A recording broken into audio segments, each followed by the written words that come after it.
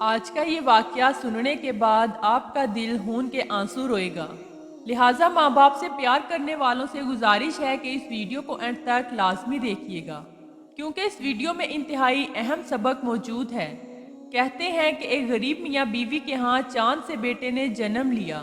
میاں بیوی دونوں خوشی سے نہال تھے کہ اللہ پاک نے بیٹے جیسی نعمت سے ان کو نوازا اور وہ بیٹا ان کا سہارا بنے گا۔ اپنی بساط اور طاقت سے بڑھ کر اپنے بیٹے کو خوشیاں دی۔ وہ میاں بیوی دن رات محنت کرتے تاکہ بیٹے کی پرورش اچھے طریقے سے کر سکیں۔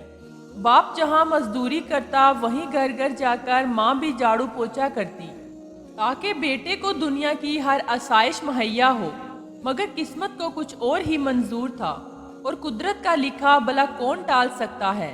ابھی ان کے بیٹے کی عمر 3 سال تھی کہ باپ دنیا سے چل بسا۔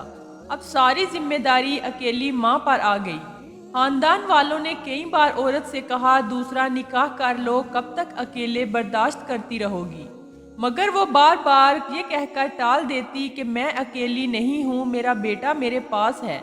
اسی لیے ہر بار ماں کی ممتا آڑے آ جاتی اور وہ دل ہی دل میں سوچتی دوسرا نکاح کروں گی تو ہو سکتا ہے وہ بندہ میرے بچے کو قبول نہ کرے اور میرا بچہ در در کی ٹھوکریں نہ کھائے۔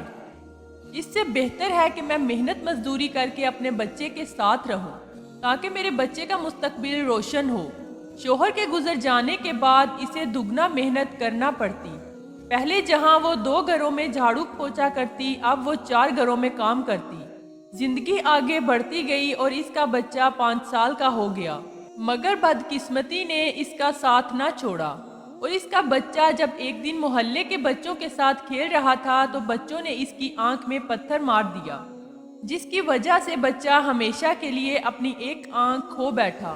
ماں کا کلیجہ اس درد سے پھٹ گیا۔ وہ ہر ڈاکٹر کے پاس بچے کو لے کر گئی تاکہ میرے بچے کی آنکھ لوٹ آئے، مگر ہر طرف سے مایوسی کا سامنا ہوا۔ دن رات اپنے بچے کے متعلق سوچ کر روتی رہتی، بڑا ہو کر ایک آنکھ کھو جانے پر اپنی حقیقی خوشیوں سے محروم نہ رہ جائے، کہیں یہ زندگی کی دوڑ میں ایک آنکھ کھو جانے کی وجہ سے پیچھے نہ رہ جائے، اور یہ سوچ سوچ کر پریشان ہوتی اور دن رات روتی۔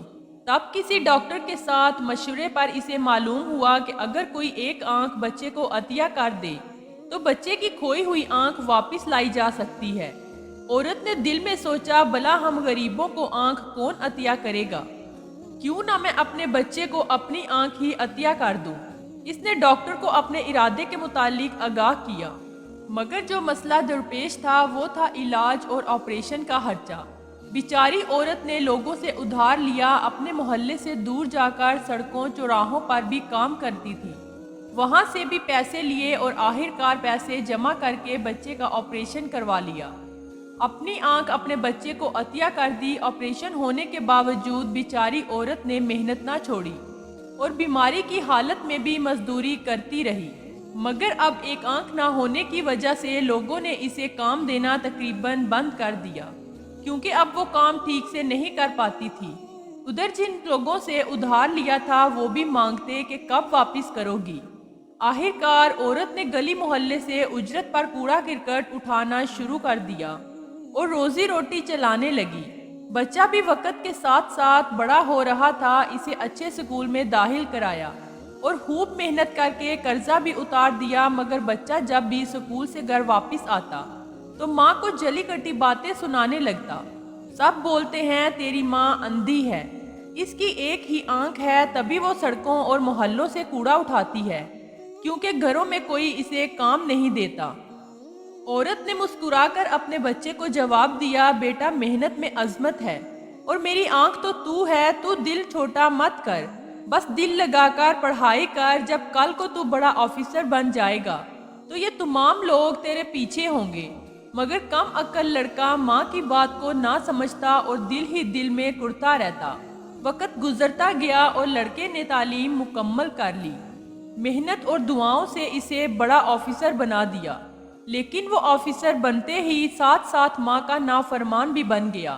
آوارہ دوستوں کے ساتھ بھی اس کا بہت گہرا یارانہ ہو گیا۔ وہ آفس کے بعد جتنا بھی ٹائم ہوتا اپنے دوستوں کے ساتھ گزارتا جب آدھی رات کو گھر آتا تو ماں بستر پر بیٹھی اس کا انتظار کر رہی ہوتی۔ وہ بولتی، بیٹا اتنی رات تک کہاں رہتے ہو؟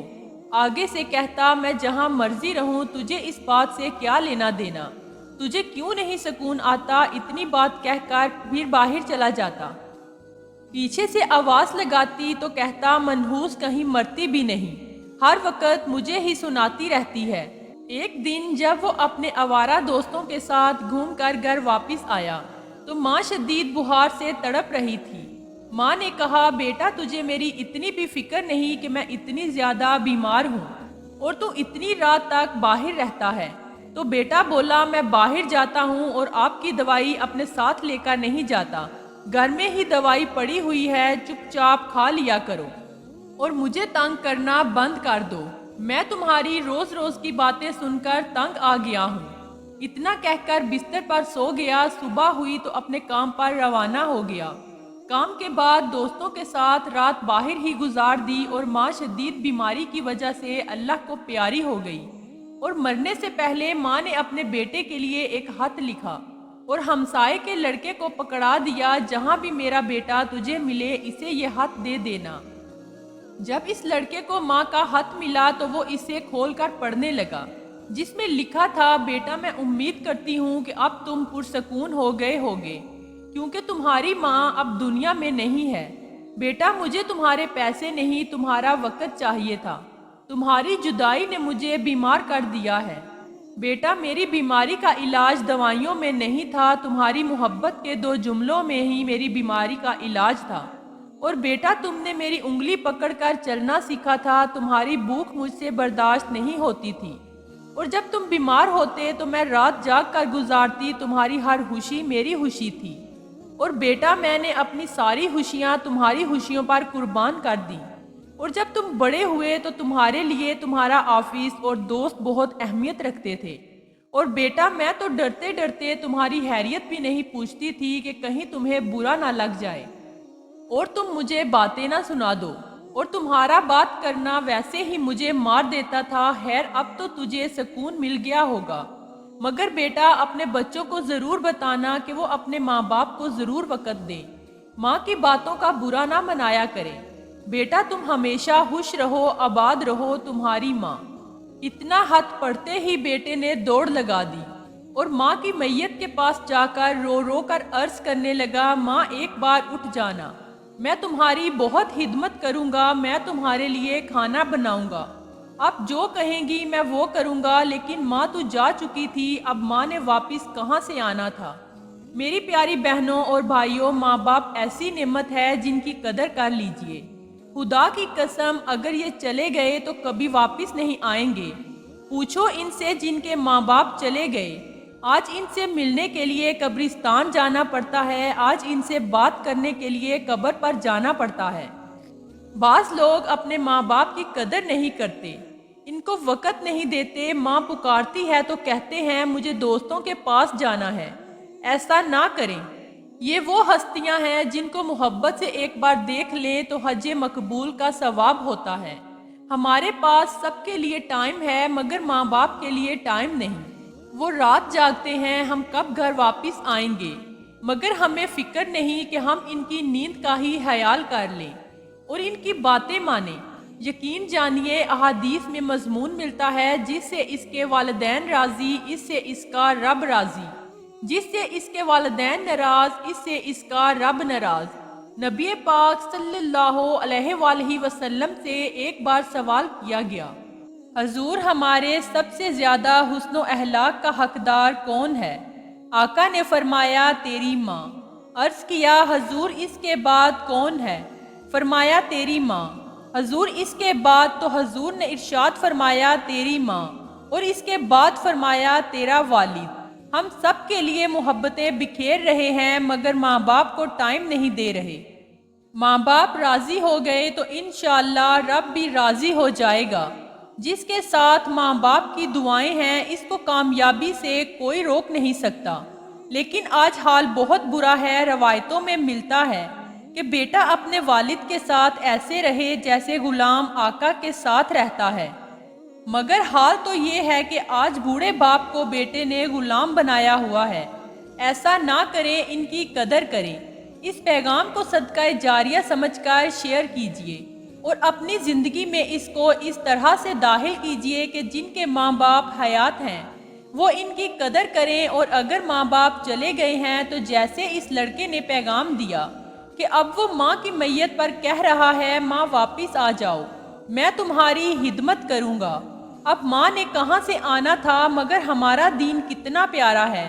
احادیث میں ملتا ہے کہ اگر کسی بچے نے اپنے والدین کا ویسا ادب نہیں کیا جیسا کرنا چاہیے تھا، تو اب بھی اس کے پاس موقع ہے کہ وہ ان کے ایصال و ثواب کے لیے خوب نیکیاں کرے، ان کے لیے دعائے مغفرت کرے، انہیں خوب ثواب پہنچائیں۔